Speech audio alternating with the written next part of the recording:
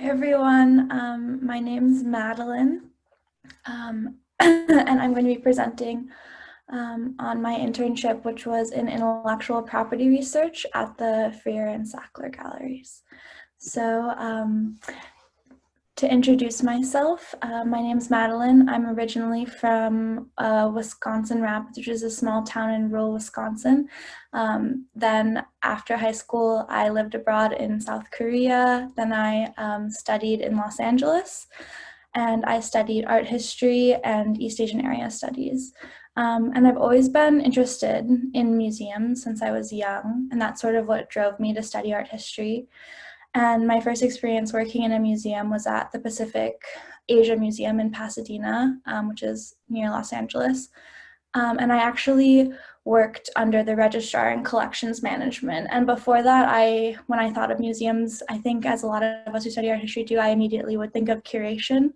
But it was really eye-opening for me to work in collections management because I got a feel for the sort of diverse roles that there are in a museum and how all these come together to make exhibitions and various projects that the museum does happen. And so I was really interested in this internship, which is sort of adjacent to collections management, and it's an intellectual property research project.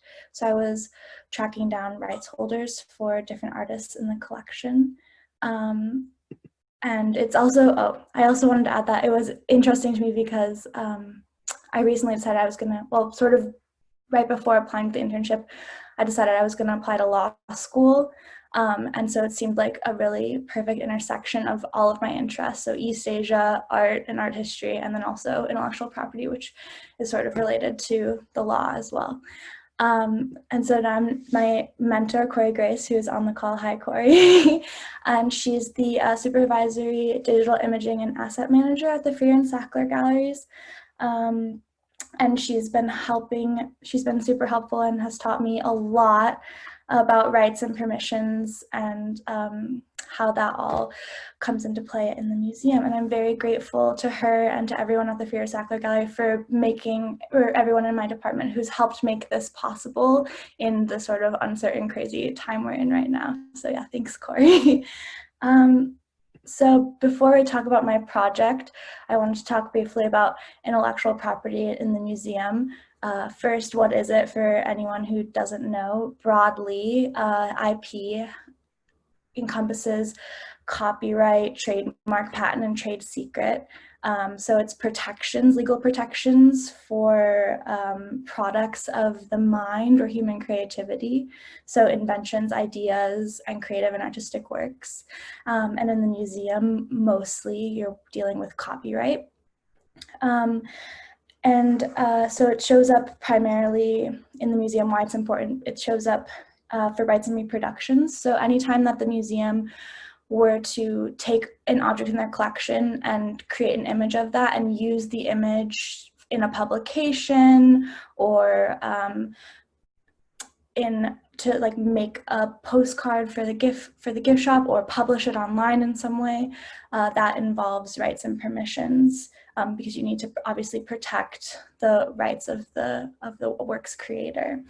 And so it's the museum's sort of responsibility to determine if a work is copyright protected and to understand other issues related to IP, including moral rights and privacy and publicity rights. Moral rights in some are rights that protect the integrity of the work, preserve the integrity. So actually in some countries, the moral rights make it so that like artworks can't be transformed, like you couldn't like change it in any way. It's protected, the integrity of the work's protected. And then publicity and privacy rights mostly come into play if there's a likeness or an image of a identifiable person. So if a photographer would take a portrait of someone and they didn't want that image to be shared, then privacy and publicity rights they come into play.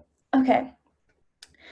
So my project specifically, I've been doing research for modern and contemporary artists in the collection at the Freer and Sackler Galleries. Primarily, these artists are from Japan and India.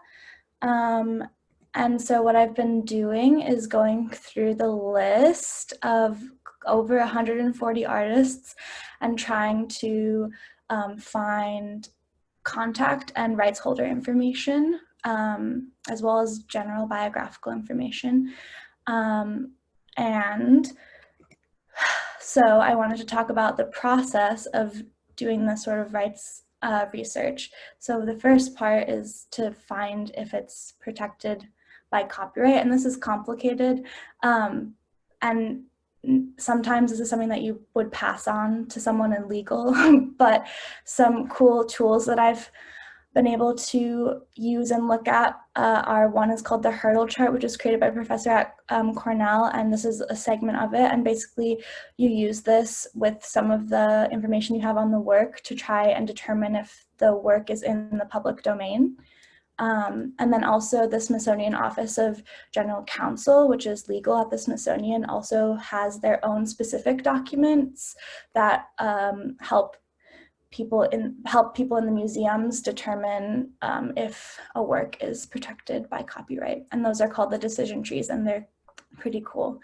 The next thing you would do is look for a copyright notice. So everybody knows that's like the C in the circle. But, and this is very common, works without notice can still be under copyright. And a lot of times with the internet, a lot of images are put on the internet and don't have proper rights information. So you can never be sure. Just because something doesn't have a copyright notice doesn't mean that it's not copyright protected.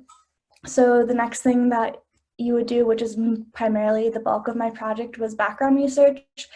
So luckily now with the internet, this is a lot easier than I think it would have been. And because of that, it's been possible through the quarantine. But so we look at artist websites to try to find contact information. Also, and this has been the bulk of it, gallery representatives, who a lot of times will have information for contacting the artists or their representatives and rights holders in the States. Also, once in a while, you'll actually find direct contact for the estate, or a lot of times representatives will point you in that direction, and then just generally mining the web for leads. I've also been collecting wherever I can social media information for the contemporary artists. The next thing is to check institutional records. So this is like acquisition paperwork, and sometimes in the museum database there'll be information like provenance information about what gallery the work was acquired from, and then that way maybe you can contact the gallery and they might have more information leading to the estate or rights holder. Nowadays, hopefully when there are new acquisitions, the rights holder information and the licensing is included as part of the acquisition, but sometimes things get kind of messy, especially I think when the museum acquires large collections, and that's sort of what happened at the Freer and Sackler Gallery with the Gloria Katz and William Hike collection, which is a large collection of primarily Japanese photography, and a lot of it's pre-war Japanese photography. So there's not very much in terms of rights information for those particular works. The next thing you can do is check databases, and there are different databases and societies for different countries. So there's lots of different specific ones for Japan that I didn't list here, but in the US, the Artist Rights Society is a copyright society that protects the works for like over 80,000 artists. And so you can find if an artist is represented by the Artist Rights Society by just typing their name into the website. And then also there's the Bridgman Copyright Service, which is sort of like a library of protected images. And they work with museums and private collections and galleries to do licensing for various art images. So if you go through all of that and you still can't find any information for a rights holder, then that means the work is most likely what we would consider an orphan work, which are works that if you haven't determined that it's in the public domain. So this would be a work that's believed to still be protected by copyright where the rights holder can't be determined. And now what most museums do is it's like due diligence, conduct a really thorough search and keep track of that before deciding to use the orphan work in a case-by-case basis. So there are quite a few pre-war Japanese photographers that I've been looking at. A lot of them were amateur photographers working in the 1920s, and I think in many cases there's just like a signature and a date on the photograph, and like that's all the information we have.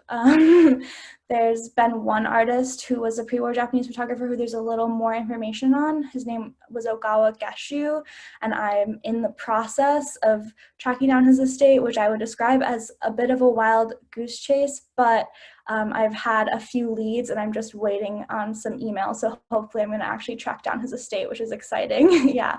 And so this is one of his photographs. And this is from the Gloria Katz and Willard Hike collection, which a lot of the pre-war photography that I was looking at is from that collection. So what I've learned, okay, one, the importance of checking usages just in my own life, permissions for images, because I feel like a lot of us just forget about this. And now, like, while I was making this presentation, I was like, oh no. And so I chose, actually, I was going to mention this, but one of the images I chose was the peacock room from the Sackler Gallery. And I got that from Smithsonian's Open Access, which is a great place to go for free use images. But also sort of the complexities of all the layers of work that go into making things like exhibitions and publications and website content happen at the museum. And yeah, it's been super fascinating to talk to different people under collections at the Sackler, and yeah, I'm really thankful. So what's next? So hopefully some of the information that I've compiled will be useful in the future for when the galleries are doing different projects and need to get image permissions. And actually Corey and I have a meeting later this week with curatorial, some people from curatorial and education for some contemporary artist biographies that are going up on the website, and they need to do image permissions for those. So hopefully we'll be able to use some of the information I've compiled to contact those artists for permissions. And yeah, that's it. I wanted to thank, of course, Corey and also Jennifer and Chris from the Sackler Gallery, and then Chris from OFI and the Katzenberger Foundation for this opportunity. Thanks, guys.